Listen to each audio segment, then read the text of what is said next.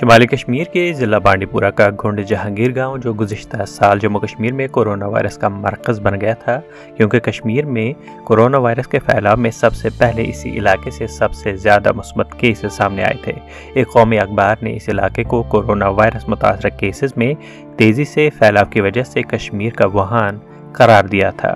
آج جبکہ پورے ملک سمیت جموں کشمیر میں بھی کورونا وائرس کی دوسری لہر نے اپنا قہر برپا کیا ہے، اس علاقے میں لوگ کافی خوفزدہ ہے کہ کہیں پھر سے ان کا گاؤں کورونا وائرس کا شکار نہ ہو جائے۔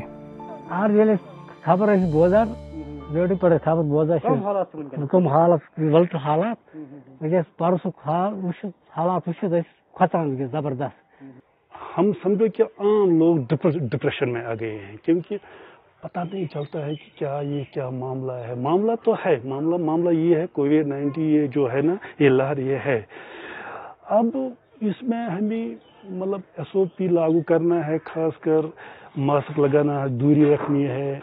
جہاں میں نے پہلے بھی بتایا ایک ڈیتھ بھی ہو گئی ہے، پھر اتنا خوف یہاں طاری ہو گیا ہے کہ کہو مت، باہر نہیں نکلتے ہیں لوگ۔ مقامی لوگوں کے مطابق انہیں اس صورتحال سے وہ دن یاد آتے ہیں جب ان کا گاؤں اس وبائی اور مہلک وائرس کی زد میں آ گیا تھا۔ تاہم وہ دعا گو ہے کہ اس وائرس کا جلد خاتمہ ہو جائے اور زندگی پٹری پر واپس لوٹ آئے۔